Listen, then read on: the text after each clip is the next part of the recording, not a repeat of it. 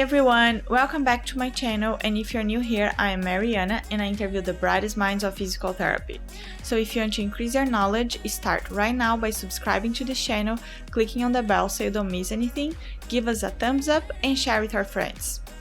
Today, our guest is Rob Allen, and he's going to talk about both how he invented products himself and how other PTs can also invent products. Rob is the owner of Randomized Shoulder Therapy, a company who invents and develops shoulder products to meet their clients' and therapists' needs. I hope you enjoyed the show. Hi, Rob. Welcome to PT Pro Talk. How are you today? Very good. Thank you. Fun to be on this side of an interview for a change. Awesome. So let's get started. Could you tell us a little bit about yourself, your career, and how did you get to where you are right now? Happy to do that. So first of all, I'm 70 years old. I've been in the physical therapy products business for 27 years, but it is my third career. My background is journalism, and I'm a newspaper reporter from 8th grade until I was 30 years old. I was always a newspaper reporter, but I was interested in business news particularly. So that's my first career. I was a reporter and an editor on a metropolitan daily paper. And then after a break, I was publisher of a weekly newspaper. But then my second career was in marketing. I have a minor in business from Eastern Washington University here, where I got my journalism degree. And I spent 10 years in marketing with a local utility company. Then I purchased this weekly newspaper. It was good for about 3 years, and then I needed to find something else to do. And so a friend introduced me to a physical therapist who was also an inventor. And that inventor just did not like going to trade shows or calling on distributors or on clinics. And it was something I found very enjoyable. So we entered into an arrangement where for a portion of the company, I would begin to take over operations and marketing. And ultimately, my partner moved to Alaska, and after we had developed several other products, and he left with one of the products we developed, and I ended up with all the shoulder products. Well, that's quite a history there, a lot of different journeys. So it's interesting how you just end up in the PT world. So any reason why specifically shoulder? Was just the way that the division happened? Well, yes, we ended up in shoulders. First, we had two very major products. The shoulder pulley product was the first product. My partner was very active inventor, and he did everything from rebounders for professional athletes to traction systems. But all of our sales ended up being shoulder related or home exercise related, with mostly shoulders. And then we got a completely different product line that we purchased from an inventor called the Rollerade. It was a rolling scooter for foot and ankle patients who had to be non-weight bearing after an injury or surgery. And when we split the company, he wanted to take the Rollerade business, and so I ended up with everything else. And when I saw that most of our everything else was in shoulders, I just kind of took a look at my own limited capacity for learning and said, I think I can probably really specialize there and be knowledgeable, as opposed to trying to recreate a PT degree, which I do not have. It makes sense. So let's talk about inventions. So I know that you haven't taken a PT invention from prototype to Amazon with the finger letter, right? So tell us a little bit about that process, how that happened. Well, I think I'm going to start off this story by talking about my partner's first invention, a little product he calls the TheraLoop door anchor for tube and banding exercise. Are you familiar with it? I saw on your website, I was going through and I saw it. Yeah. So basically, you send a patient home with TheraBand or tubing, and you ask them to tie it somewhere and do some home exercise. As you know, probably heard reports of banding being tied around a doorknob or webbed through the door, and then it comes through and snaps the patient, or it breaks the off. I saw that before. So my partner just took some webbing, a 1-inch webbing. He rolled it up and sewed a knot on the end. He gave some instruction that says put it on the hinge side of the door, because that's the engineered size closing. It's usually not more than 1/16 of an inch or so. And when you close and latch the door, it securely holds in place. And not every exercise for home exercise, the doorknob isn't always the right height. So this can be put up and down in the hinge side of a door. So this was his very first kind of aha moment. He was still in college at physical therapy school here at Eastern Washington University. And he started making these. I think they retail to the clinic for like $1.63 a piece in a 10-pack. So for everybody who says, why didn't I think of that? I'm going to exclamation point it by saying to you that we are now distributing over 100,000 of these a year. Oh my God. So it was the beginning, and it was a very simple exercise enhancement for home. And I bring that out first to say it can be very simple. And secondly, you'll hear me say, if you ever hear any of my talks, that physical and occupational therapists, I think, don't appreciate the magnitude of the impact they can make with simple adaptations for patients. They kind of hold the key in my mind to how to set the reset button in the human body and teach the body the mechanics of how it was originally designed to work, and then through repetition, cause the body to readapt. That's a great human miracle. And I think it gets so commonplace with our therapists and athletic trainers that they forget how special it is what they do. So you asked me about the finger ladder, and I think most therapists are familiar with the concept of a finger ladder. Yeah. Here's the one we've just been commercializing. Most finger ladders are either screwed to a wall or nailed to a wall or something like that. All of our home exercise products really center around a door at the home. And so this has a strap and an adjustment clip, and it is easily wrapped around the door and adjusted for a various height. Well, we didn't invent it. And this is the second thing. I think we need to realize where our strengths and weaknesses are. And the inventor of this product came to us and said, I think I've got something, but I don't have a clue about marketing, about manufacturing, about importing, about licensing, about any of those things. And so the inventor came to us and said, I've acquired a provisional patent. Would you be interested in a licensing agreement? And we certainly are interested, particularly anything that relates to shoulder range of motion. And so I invited him to first sign what we call a non-compete, non-disclosure agreement. So we entered into a conversation that said, we won't compete with you in the finger ladder business if you'll give us an opportunity to see if we have an engagement going on. So that gave him a legal assurance that he wasn't going to disclose something that we would copy, if you will. Yeah.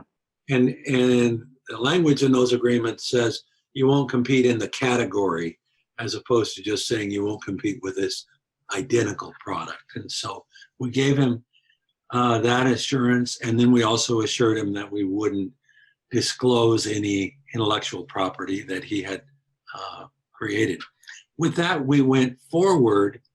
We asked for prototypes. We manufacture primarily through contract manufacturers in Taiwan, and we are dealing with Taiwan almost exclusively because they're a U.S. military partner in the South China Sea, and we're a contractor with all the VA hospitals in the United States. So we can buy things from Taiwan, and the VA can purchase them. We can't buy things from China and sell them to the VA. And so we sent it off for prototyping. The prototype manufacturer, the manufacturing company made some suggestions. Then we're kind of the intermediary with the inventor, and we finally came to a place where we said, okay, let's put it up on Amazon and see if any sell. And we made a limited supply. I think we made 36 of them and put them up on Amazon. And they sold just. That's awesome. So then we said, okay, let's make 1,000 of them. And so we just received a shipment of 1,000. We put those up on Amazon. We sold another 24 right away. And here's the thing you can't be afraid of. We got our first complaint. And we got a complaint from someone who said, I'm having trouble connecting the connectors over the door. So we get out our product, we try to reenact what the patient went through, and by golly, we had a confusing extra piece in there that we thought would help sort of wrap things up for storage, and patients were trying to connect that wrap-up piece, and we had confused them. So then we had to get out the other 970 and modify them. We like to call it continuous improvement. But we just keep right on going, because once you're on Amazon, you don't want to say we're out of stock, because that loses your credibility with Amazon. So we've entered into a licensing agreement, and a portion of every sale goes back to the inventor. And that portion can be any place from 3% of the selling price up to 20% of the selling price. And I know that that's challenging for inventors, but my answer to them is, we're paying for all the prototyping, we're doing the back and forth work, we buy all the inventory in advance, thinking that we think there's a good possibility of selling. And I also say this is probably not your last good idea. So please continue to invent. If you invent in the shoulder space, we're very interested in seeing if we can commercialize the product. Awesome. So let's talk about the issues, or let's say the hustles of the invention part. So for the medical professionals that are always trying not always trying, but they have a lot of ideas, but it's hard for them to make the ideas go out there and move forward, because as you said, there is all this process of having to do the prototypes and all of that. So what would you suggest to these professionals that are trying to develop something? What would you suggest them to do? Well, you touched on a very important part here, which is the prototype. I've read, because I'm an inventor myself and a serial entrepreneur, I'm aware that there's a huge leap between thinking of an idea and building a prototype of an idea. And many people never take that first step. They kind of talk themselves out of it, And yet, it is that engagement piece. Think of like a patient that you want to have engage in their own recovery until they actually take that action step and start to kind of see, where am I and where do I need to get to?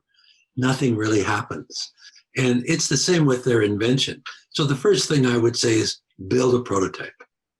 Now, here's a hang-up many therapists and other inventors get into. What if someone copies my prototype? Well, first let me say, it's never worth copying something that doesn't have sales. And so no one's interested in copying your work until you got 100,000 sales.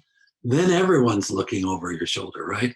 But in these early days, when you're like going over to Home Depot and cutting metal or buying snippers or getting, PVC pipe or webbing or things like that, nobody's watching.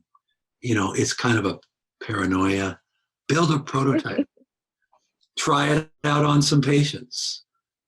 Send it home with a patient and then find out if they're using it.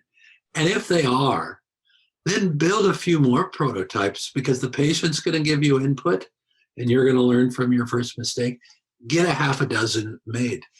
Our inventor here made several, sent them out with other therapist friends, and it was those friends that played a part in encouraging him to move forward. Once you've gotten to that stage, then find a partner who you can trust, who you feel like you can work with.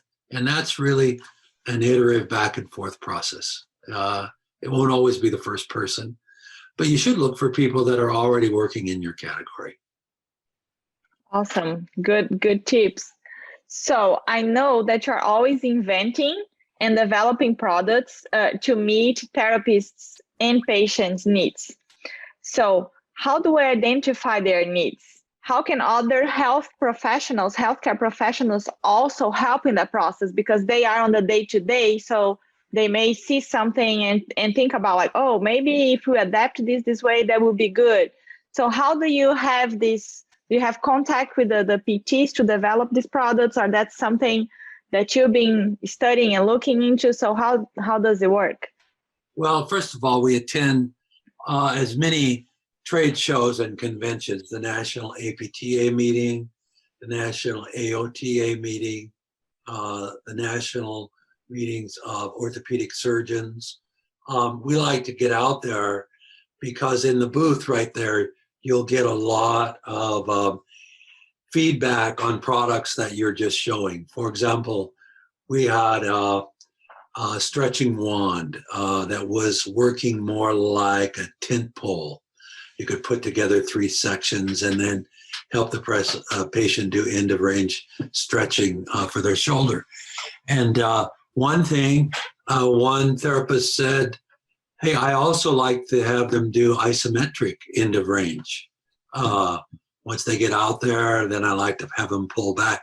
Well, you pull back on a tent pole and the elastic bands come out and the whole thing comes apart, So we made an adaptation there, and we put in a screw-in, male and female end. And then another therapist said, hey, it's nice that it's out there, but we need a neutral positioning on the end handle. So could you give us a right angle neutral position so that the thumb is always thumbs up, and so the humeral head is rotated away from the soft tissue and the rotator cuff. And so we made that adaptation. So I would say we create opportunities where we can interact with therapists. I once did at an APTA meeting, I sat outside in the lobby and I gave away $5 Starbucks cards. And I asked therapists to sit down with me and tell me, on a shoulder pulley, do you like a plastic handle better? Do you like a wood handle better? And I just would have them hold on to it. And then, what do you think? Which one do you think is worth more? How can I price more? And it was curious in that the one they chose was the least expensive to make, but it was perceived to be the higher quality. So yeah, you just got to force yourself to engage with therapists who are, particularly those therapists who have, are trying to soak up more education at different venues. I sometimes will go to continuing ed classes on the shoulder. I've been to Vanderbilt University in Nashville, where they teach a lot of shoulder stuff. And I find it really, those are the people that you want to talk, to talk to, both the doctors, and the therapists. So you are almost like a PT specializing shoulder, shoulder rehab, know all the exercises, all the the particular things that PTs like. So that's interesting. A lot of marketing research, right? You have to be with PTs, talking to them and asking them how we can improve patient care, what they need, and go from there, right? It's very rewarding work, really. I hope to work till I'm 85. Fun. People in our demographics tell us that while a lot of research is being done on athletes related to shoulders, the major patient population is 50 to 85 years old. People that have either just had overuse, or they've had a traumatic fall, or been in an accident. And so it's rewarding to know that if we can coax patients into a rehab or prehab kind of a therapeutic intervention, they may be able to avoid one of the most painful surgeries that we see patients go through. Unless their job is really challenging, the 17 other odd muscles in the shoulder want to help that tear in the rotator cuff and compensate for it. One of the fun things we've ran across, a woman, her name is 𝗔𝗯cie𝘂𝘁, and Ann is 50, and she had a fall in a shower, and she actually had shoulder surgery. She wrote a whole book on how to get ready for shoulder surgery. I found it on Amazon. And she goes everything from shirts that button up over the top of the sleeve to, how to get a recliner, little toileting aids that you're going to need. I mean, she really doesn't skip anything in her book. And it's for sale on Amazon for almost nothing. And I could recommend that to anybody that's anticipating a shoulder surgery. I spoke with Ann just the other day. I think she's in Minnesota. I'm up in Washington State. And she said she's now going to bodybuilding and weightlifting classes.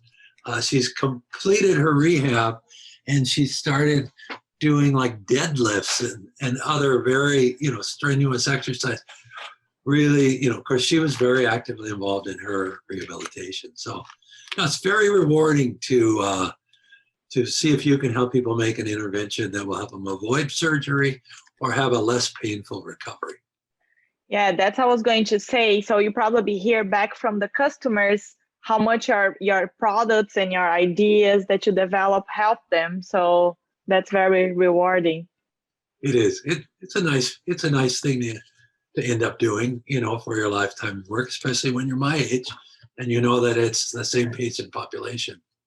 Yeah. And I have to admit, I got way more interested after my own wife took a fall in the middle of the night on her way to the restroom, and she tore her rotator cuff. And all of a sudden I had a live patient model in my house, and we went through the whole post-op pillow, sling.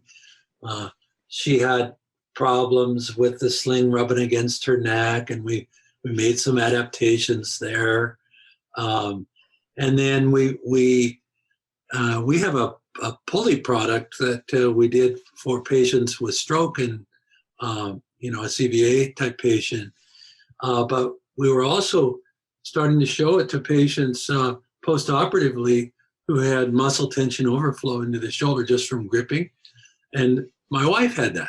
She said, I don't want to do that exercise. It hurts me to grab the handle.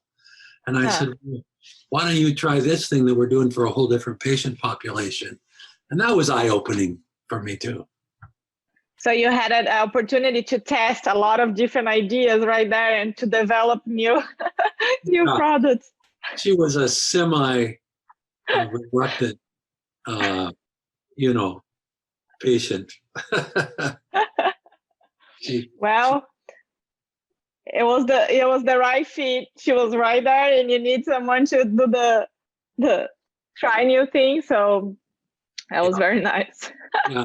She used the word guinea pig a couple of times, and I tried to dissuade that from the conversation.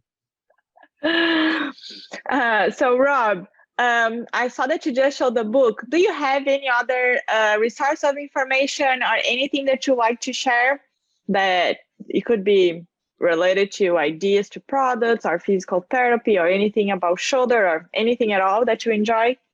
You know, I subscribe to some newswire services that just tell me whenever anyone is publishing on shoulder issues, whether it's bridge allograft, if I say that word right, where they're putting new tissue into the shoulder, rehab therapy for, you know, a lot of interesting articles being written right now about reverse total shoulder and total shoulders. But no, it's really medical journals that I'll read. I had a very interesting study I followed up on. Some people in Sweden were comparing post-op to non-operative shoulders, and came to the conclusion that your chances of recovery for a rotator cuff tear were about even for shoulder surgery versus just trying to rehab. Oh, wow. And so when I was in Dusseldorf, Germany for the World Medical Device annual meeting. So I flew up to Sweden and met with these shoulder therapists who are working with an orthopedic surgeon and publishing out of there. Very exciting to be talking with people who are right in that same category and on cutting edge, you know, kind of technical issues. And we have published their study on our Rangemaster website for anybody that would like to see the exercises they use to help people avoid surgery. Awesome. So you have to be all the time update to everything that's going on, all the new articles, all the new trends, techniques. That's very cool. Yeah, I want to do that, but I also have this other little hobby I do, farmers markets, you know, eat fresh and local. And so, I heard, I read in your bio. and it's kind of one of those labors of love. You know, you want to be encouraging good nutrition, fresh and local, not a lot of herbicides and things in the food.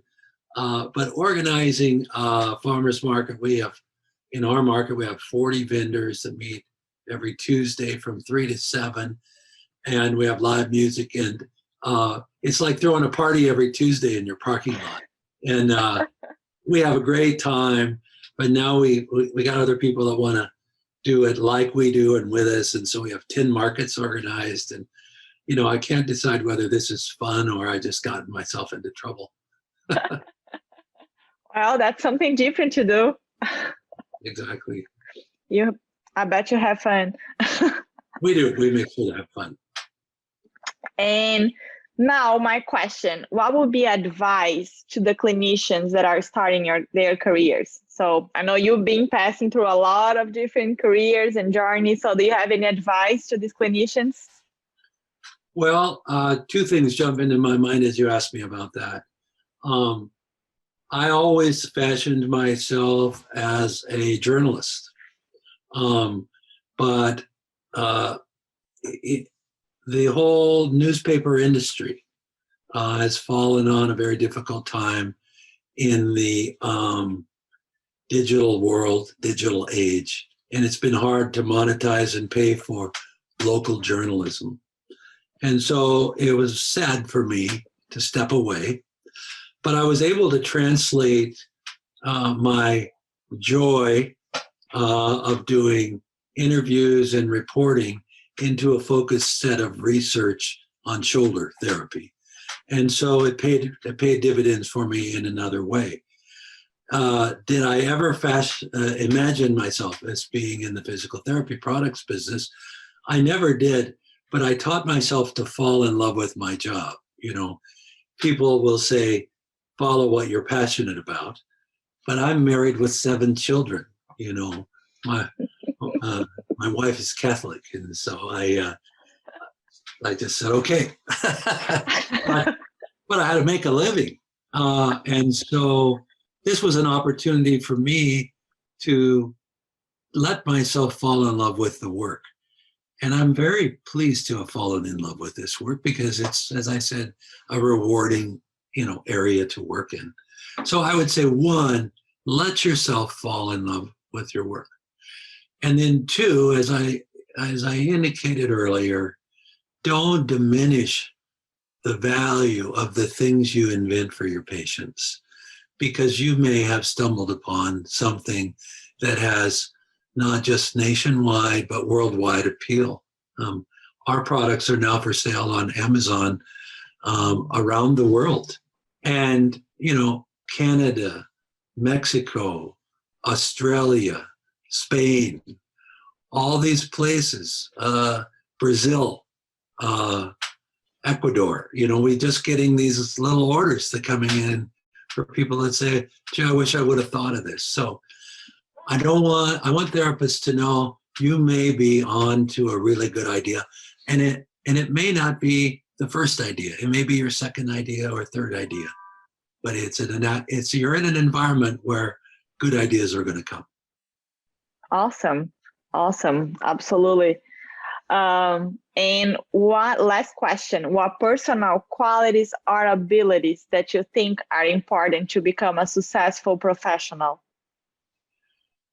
Well, you never want to give up. You never want to give up. If your first product doesn't work, don't give up. And you got to back up to about 36,000 feet every once in a while. One of the most inspiring things I do from time to time is fly into Los Angeles. It seems like we're flying over homes for half an hour or 45 minutes. And I look out the window and I say, I know some of those 10 million people that have shoulder pain every year in the US are down there. And I just need to figure out how to connect and help them. So, just take a big view. Take a big view. Yeah, absolutely. Rob, for the ones that want to learn more about you, your work, your company, how they can contact you? Well, thank you for asking. We're at myrangemaster.com, and then there's a place to contact us. And if you have ideas for shoulder products, we'd love to take a look at them and work something out. And it might not be the first idea, or it might be an idea that we go through some iterations, but it's a very fun process. Time consuming. This process on the finger ladder's taken a year. So. Yeah. Well, thank you so much for participating. I really appreciate your time and you sharing your history with us, all your journey and your passion now for the shoulder products and for help our profession. So thank you so much. Thanks for having me.